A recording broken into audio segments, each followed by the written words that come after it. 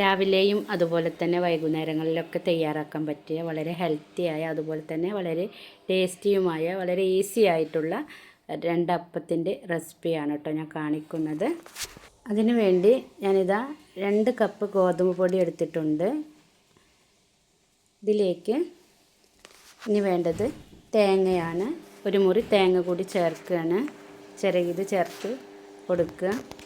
ഇനി ഇതിലേക്ക് ആവശ്യത്തിനുള്ള ഉപ്പും കൂടി ചേർത്തിട്ട് ഇതിനെ നല്ലൊന്ന് മിക്സാക്കി കൊടുക്കുക. ഇനി ഇതിലേക്ക് കുറേശ്ശെ വെള്ളം ഒഴിച്ചിട്ട് ഒന്നതുപോലെ ഒന്ന് മിക്സാക്കി കൊടുക്കുക. ഇതൊന്നിങ്ങനെ നനഞ്ഞ് കിട്ടിയാൽ മതി. കട്ടൊക്കെ ഉണ്ടായിക്കോട്ടെ. നമുക്കിത് മിക്സിയിലിട്ടിട്ട് ഒന്ന് അരച്ചെടുക്കാനുള്ളതാണ് കേട്ടോ.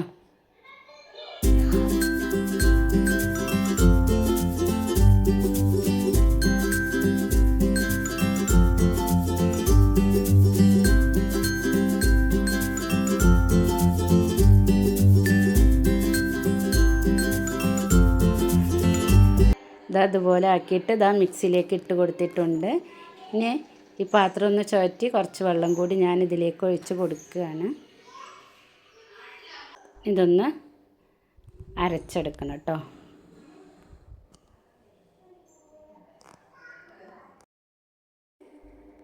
അപ്പോൾ ഇതുപോലെ അരഞ്ഞ് കിട്ടിയിട്ടുണ്ട്. കണ്ട ഈ ഒരു പാകമാണ് കേട്ടോ വേണ്ടത്. ദോശയുടെ മാവിനേക്കാളും കുറച്ചും കൂടി ഒന്ന് ലൂസ്, നല്ല വെള്ളം ആവാനും പറ്റില്ല, ചെറുതായിട്ടൊന്ന് ലൂസാവണം കേട്ടോ. ഞാൻ മിക്സിയുടെ ജാറൊന്ന് കഴുകിയിട്ട് 1 ടേബിൾ സ്പൂൺ വെള്ളം കൂടി ഒഴിച്ച് ഇതിൽ ചേർത്തിട്ടുണ്ട്.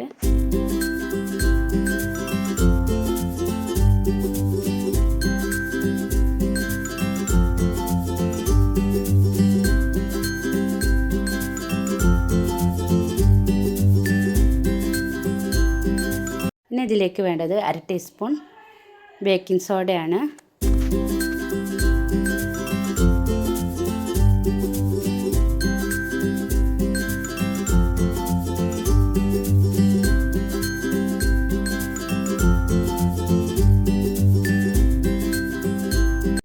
റെസ്റ്റ് ചെയ്യാൻ വെക്കേണ്ട ആവശ്യമൊന്നുമില്ല കേട്ടോ. നമുക്ക് അപ്പം തന്നെ ചുട്ടെടുക്കാം. അതുപോലെ ഒരു പാൻ ചൂടാക്കിയിട്ട് അത് ചൂടായി വരുമ്പോൾ അതിലേക്ക് ഒരു തവി ഒഴിച്ചിട്ട് അതുപോലെ ഒന്ന് ജസ്റ്റ് ഒന്നിങ്ങനെ ചുറ്റി കൊടുക്കുക കേട്ടോ. എന്നിട്ട് ഇതൊന്ന് മൂടി വെച്ചിട്ട് വേവിച്ചെടുക്കുക. ചപ്പാത്തിയൊക്കെ കഴിച്ചിട്ട് മടുത്തൊക്കെ വരുന്ന സമയത്ത് നമുക്ക് ഇടയ്ക്കൊക്കെ ഇതുപോലെയൊക്കെ ഒന്ന് ട്രൈ ചെയ്ത് നോക്കാം കേട്ടോ. നല്ല ടേസ്റ്റാണ്, വളരെ ഈസിയാണ്, വളരെ ടേസ്റ്റിയാണ് കേട്ടോ.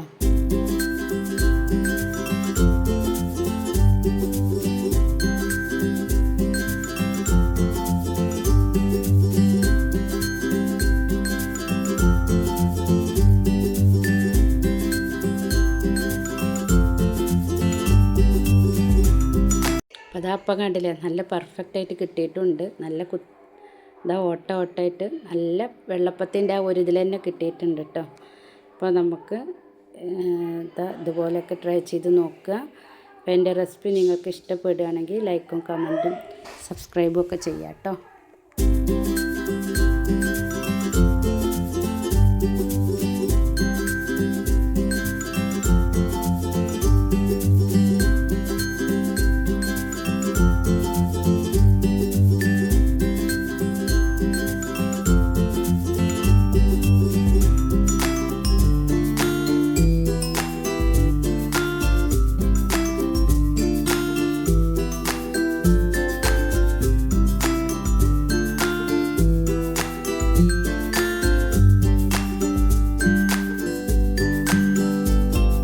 ഇനിയിപ്പോൾ അതുപോലെ തന്നെ 1 കപ്പ് അവലും 1 കപ്പ് റവയും അതുപോലെ തന്നെ തൈര് 1/4 കപ്പ്, ആവശ്യത്തിന് ഉപ്പും ചേർത്തിട്ട് കുറച്ച് വെള്ളം ഒഴിച്ചിട്ടൊന്ന് നല്ലൊന്ന് മിക്സാക്കി കൊടുത്തതിന് ശേഷം ഇതുപോലെ ഒന്ന് മിക്സിയിൽ അരച്ചെടുക്കുക.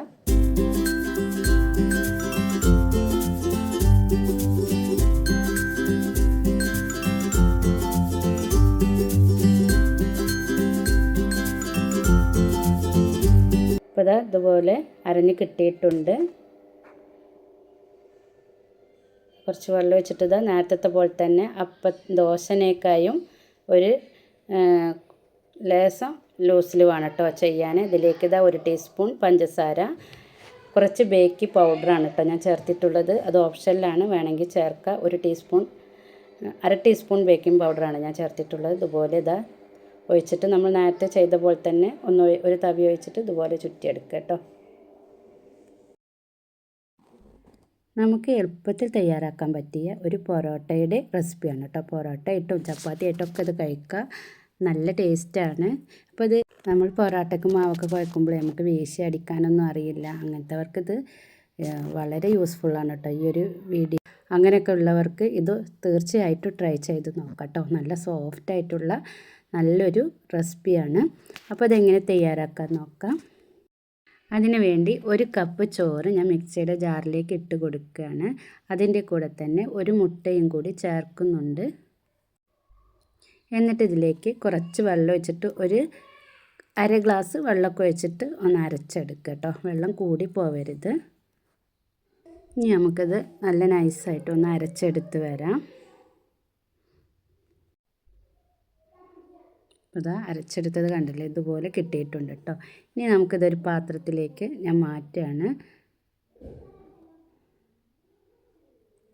നമ്മൾ പൊടി കുഴക്കാൻ എടുക്കുന്ന പാത്രത്തിലേക്ക് തന്നെ ഇത് മാറ്റിയെടുക്കണം. നമുക്കിതിലേക്ക് ഇനി ഇതാ മൈദപ്പൊടി ചേർത്ത് കൊടുക്കാം. 2 കപ്പ് മൈദപ്പൊടിയാണ് ഞാൻ ഇതിലേക്ക് ചേർത്ത് കൊടുക്കുന്നത്. എന്നിട്ടിത് നമുക്ക് നല്ലൊന്ന് മിക്സാക്കി എടുക്കണം. ആവശ്യത്തിന് ഉപ്പും ചേർക്കുക. എന്നിട്ട് നല്ലൊന്ന് മിക്സാക്കി എടുക്കുക കേട്ടോ.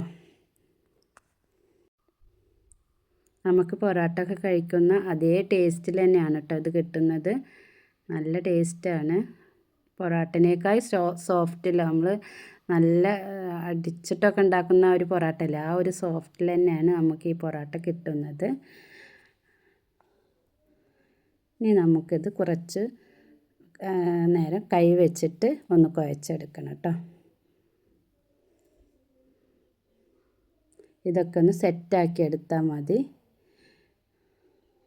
അപ്പോൾ അതാ ഇതുപോലെ നമ്മൾ നല്ല സോഫ്റ്റായിട്ട് തന്നെ നമ്മൾ ബോൾ കിട്ടിയിട്ടുണ്ട് മൈദയുടെ. അപ്പോൾ കണ്ടില്ലേ, ഇതുപോലെ ആയി കിട്ടിയിട്ടുണ്ട്. ഇനി നമുക്കിതിലേക്ക് കുറച്ച് എണ്ണ ഒന്ന് തടവി കൊടുത്തിട്ട്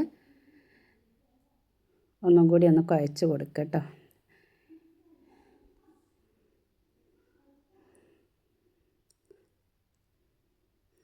ഇത്ര മതി. ഇത് റെസ്റ്റ് ചെയ്യാനൊന്നും വെക്കേണ്ട ആവശ്യമില്ല.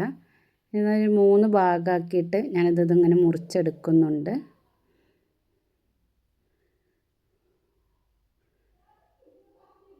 ഇനി നമുക്കിതൊക്കെ ഒന്ന് ഓരോന്നാക്കി ഉരുട്ടി മാറ്റി വെക്കാം.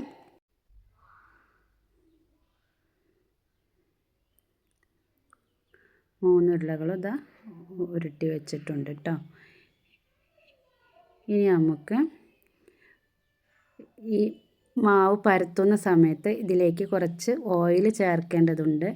അതിലേക്ക് 1 ടീസ്പൂൺ മൈദപ്പൊടി കൂടി ചേർത്തിട്ട് ഒന്ന് മിക്സാക്കി എടുക്കുകയാണ് കേട്ടോ. ഈ ഓയിലാണ് ഞാൻ മാവിൻ്റെ മേലെ പരത്തുന്ന സമയത്ത് ചേർത്ത് കൊടുക്കുന്നത്.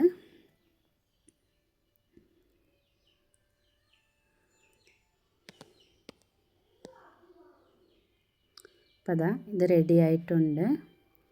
ഇനി നമുക്ക് ഓരോ ബോൾ എടുത്തിട്ട് ഇതാ അതുപോലെ നമുക്ക് പരത്തണം കേട്ടോ. നൈസായിട്ട് നല്ല കണ്ടില്ല ഇതുപോലെ പരത്തിയെടുക്കുക കേട്ടോ. കനം കുറച്ചിട്ട് 4 വശം എല്ലാ വശം ഇതുപോലെ പരത്തിയെടുക്കുക. നല്ല കനം കുറച്ചിട്ട് വേണം കേട്ടോ പരത്തിയെടുക്കാൻ.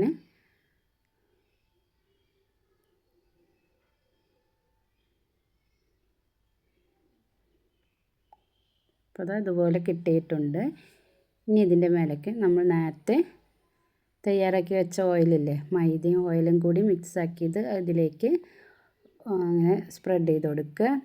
ഇനി ഇതൊന്ന് ഇതുപോലെ ഒന്ന് ആക്കി കൊടുത്തതിന് ശേഷം എല്ലാ ഭാഗത്തും ഒന്ന് ആക്കി കൊടുത്തതിന് ശേഷം ഇത് അതുപോലെ ഒന്ന് മടക്കി കൊടുക്കുക കേട്ടോ. കണ്ടില്ലേ, ഇതുപോലെ ഒന്ന് മടക്കി എടുക്കുക. ഇനി നമുക്ക് ഓരോ റൊട്ടിയുടെ വലുപ്പത്തിന് നമുക്കത് മുറിച്ചെടുക്കണം. എത്ര സൈസിലാണോ നിങ്ങൾക്ക് വേണ്ടത് അതിനനുസരിച്ചിട്ട് മുറിച്ചെടുക്കുക കേട്ടോ.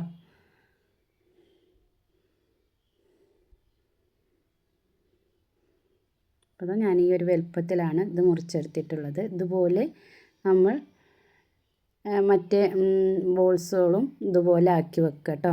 ഇതേപോലെ പരത്തിയിട്ട് അപ്പോൾ അതാ എല്ലാതും ഞാൻ ഇതുപോലെ ആക്കി എടുത്തിട്ടുണ്ട്. ഇനി ഞാൻ അതിനൊന്നെടുത്തിട്ട് നമുക്ക് റെസ്റ്റ് ചെയ്യാനൊന്നും വെക്കേണ്ട ആവശ്യമില്ല, അപ്പോൾ തന്നെ പരത്തി ചൂടാം കേട്ടോ. ചോറ് കൂട്ടിയതിനുകൊണ്ട് നല്ല സോഫ്റ്റായിട്ട് കിട്ടും. ചോറ് മുട്ടയൊക്കെ ചേർത്തിട്ടില്ല ഇതിൽ, അപ്പോൾ നല്ല സോഫ്റ്റായിട്ട് തന്നെ നമുക്കത് കിട്ടും. ഇനി നമുക്കൊന്ന് പരത്തിയെടുക്കുക. നമ്മളെ എത്ര വലിപ്പം വേണ്ടിച്ച് അതിനനുസരിച്ചിട്ട് പരത്തിയെടുക്കുക കേട്ടോ. ഏകദേശം ഇതുപോലെയൊക്കെ ആക്കി എടുത്തിട്ടുണ്ട്. ഇനി നമുക്ക് ചൂടായ ചട്ടിയിലേക്ക് ഇട്ട് കൊടുക്കാം. കണ്ടില്ലേ, ഇതുപോലെ ഒന്നിട്ട് കൊടുത്ത് രണ്ട് വശവും ഒന്ന് വേവിച്ചെടുക്കുക കേട്ടോ. നല്ല ചെറുതായി പൊള്ള വരുന്ന സമയത്ത് നമുക്കിതിലേക്ക് കുറച്ച് ഓയിൽ ഒന്ന് സ്പ്രെഡ് ചെയ്ത് കൊടുക്കാം.